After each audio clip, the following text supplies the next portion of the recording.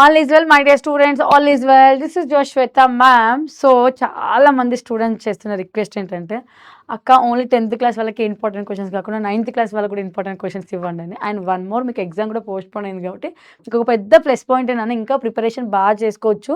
మార్క్స్‌తో పాటు first concept నేర్చుకున్నారనుకోండి ఈజీగా marks అనేది స్కోరింగ్ అయితే వచ్చేస్తాయి.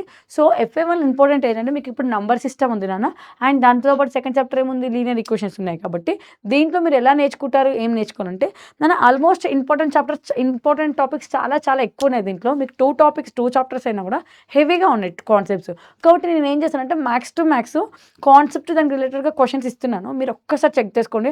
ఎన్ని క్వశ్చన్స్ అని కాదు, ఆ క్వశ్చన్స్ అన్నీ ఏంటంటే లైక్ కాన్సెప్ట్ వైజ్గా క్వశ్చన్స్ ఉన్నాయి. మీరు ఫస్ట్ కాన్సెప్ట్ ఒకసారి నేర్చుకోవడానికి కూడా సరిపోతుంది. ఇప్పుడు నంబర్ సిస్టమ్ గురించి మాట్లాడడం అనుకోండి, రేషనల్ ఇరేషనల్ అంటే ఏంటి, ఈ కాన్సెప్ట్ తెలిస్తే కొంచెం బెటర్గా ఉంటుంది. సో బిట్వీన్లో ఎలా తీసుకోవాలని చెప్పేసి మీరు ఇక్కడ ఒకసారి అబ్జర్వ్ చేస్తే నేను ఇచ్చిన క్వశ్చన్లో ఇలాంటి క్వశ్చన్స్ చాలా ఇంపార్టెంట్.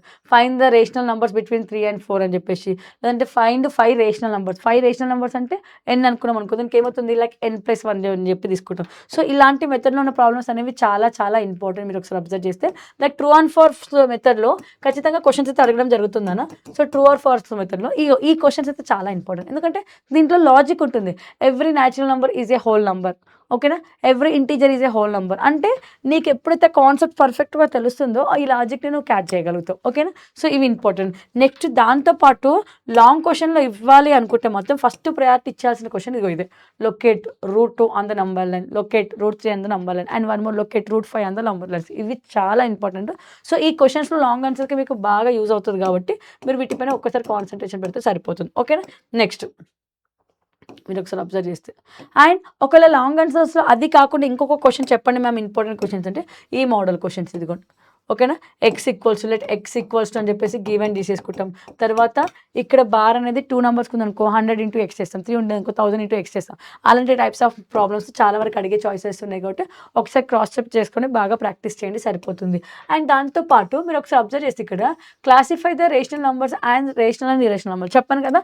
కాన్సెప్ట్ బేస్గా పోతే రేషనల్ నంబర్స్ అంటే ఏంటి, ఇరేషనల్ నంబర్స్ అంటే ఏంటి, రేషనల్ నెంబర్లో టర్మినేటింగ్ అంటే ఏంటిది, రికరింగ్, నాన్ టర్మినేటింగ్ అంటే ఏంటి. ఓకేనా, ఇరేషనల్ నెంబర్కి వచ్చేసరికి నాన్ టర్మినేటింగ్, నాన్ రికరింగ్ అంటే ఫస్ట్ ఈ కాన్సెప్ట్ చూసుకోండి. ఈ కాన్సెప్ట్ చూసుకున్న తర్వాత ఈ ప్రాబ్లం చేశాను అనుకోండి ఈజీగా అయిపోతుంది. ఒక్కసారి క్రాస్ చెక్ చేసుకుంటే సరిపోతుంది. ఓకేనా, నెక్స్ట్ రేషనలైజేషన్. డినామినేటర్లో ఏదైతే ఉంటుందో ఆ వాల్యూకి డినామినేటర్కి మల్టిప్లై చేస్తే సరిపోతుంది, రేషనలైజేషన్ వస్తుంది. ఇక్కడ ఇది ఉందనుకో, ఇలాంటి ప్రాబ్లమ్స్కి మనం ఏం చేయాలి, లైక్ √3 + √5/√3 + √5. సో మీకు ఇక్కడ ఫార్ములాస్ ఉంటాయి లైక్ a+b × a - b అంటే అక్కడ క్వశ్చన్కి రిలేటెడ్గా ఏ ప్రాబ్లమ్స్ ఉంటే చూసుకుంటే సరిపోతుంది. మీకు ప్రతిదీ కూడా ఎలాంటివి ఉంటుందంటే ఇక్కడ depends on the questions only. Depends on the ఏంటన్నా ఇది కూడా ఇంపార్టెంట్ క్వశ్చన్. ఓకేనా, ఇలాంటి ప్రాబ్లమ్స్ మీద ఫోకస్ చేయండి, కొంచెం ఫోకస్ చేస్తే సరిపోతుంది. ఓకేనా, నెక్స్ట్ మీరు ఒకసారి అబ్జర్వ్ చేసేస్తే ఇది కూడా మొత్తము మనకి దేనికి సంబంధించింది అన్న ఇదిగోండి. నెక్స్ట్ పాలినామియల్ కోఎఫిషియంట్ ప్రాబ్లమ్స్ అంటే ఏంటిది, like linear polynomial, quadratic polynomial, ఇలాంటి ప్రాబ్లమ్స్ అంటే ఏంటిది. ఓకేనా, సో ఎక్స్ని ఎలా ఫైండ్ అవుట్ చేయాలి అదొకసారి క్రాస్ చెక్ చేసుకోండి. అండ్ దాంతోపాటు ఫ్యాక్టరైజేషన్ చేయడం ఇంపార్టెంట్. మీకు ఫార్ములా పైన డిపెండెంట్ టోటల్ ప్రాబ్లం ఉంటుంది. లైక్ a+b అంటే ఏంటి, a+b × a - b అంటే ఫార్ములా ఉంటుంది, a+b హోల్ క్యూబ్ ఫార్ములా ఉంటుంది, a - b whole cube formula ఉంటుంది. సో మీరు సింప్లిఫికేషన్ చేయాలంటే ప్రాబ్లమ్స్ పైన డిపెండే ఉంటుంది. మీరు ఒకసారి అబ్జర్వ్ చేస్తే 2x + 1 ఉంది ఇక్కడ, ఇక 2a - 3b హోల్ క్యూబ్ ఉంది. ఇవన్నీ ఏంటిది, ప్రాబ్లమ్స్ అనేవి ఫార్ములాస్ పైన డిపెండే ఉంది.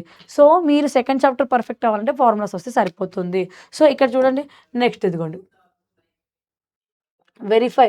ఇదైతే చాలా చాలా ఇంపార్టెంట్ నాన్న. మేబీ ఎఫ్ఏ1 ఎగ్జామ్లో కూడా వచ్చే చాయిసెస్ ఉన్నాయి, ఒకసారి చాలా బాగా చూసుకోండి. x³ + y³ అంటే నువ్వు ఇక్కడ ఏం చేయాలి, ఈ ప్రాబ్లమ్ని నువ్వు మల్టిప్లికేషన్ చేస్తే LHS = RHS వస్తే సరిపోతుంది. అండ్ దాంతోపాటు నాకు ఇంట్రెస్ట్గా ఇష్టమున్న ఈ చాప్టర్లో ఒక క్వశ్చన్ ఉంది అంటే ఆ క్వశ్చన్ ఏంటంటే నాన్న ఇది ఈ 2 అనేవి చాలా అంటే చాలా ఇంపార్టెంట్ అని. ఈ 3 పర్ఫెక్ట్ ప్రాక్టీస్ చేయండి. ఓకేనా, లాంగ్ ఆన్సర్స్ క్వశ్చన్లో కవర్ అయ్యే చాయిసెస్ వరకు చాలా వరకు ఉన్నాయి కాబట్టి ఇవి మాత్రం అస్సలు మిస్ అవ్వకుండా ప్రాక్టీస్ చేయండి. నేను చెప్పినట్టుగా ప్రాక్టీస్ చేయడానికి ట్రై చేయండి. మంచి స్కోరింగ్ అయితే ఉంటుంది.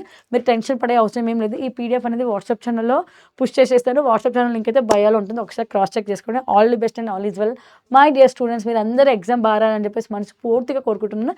This is Joshweta ma'am, by.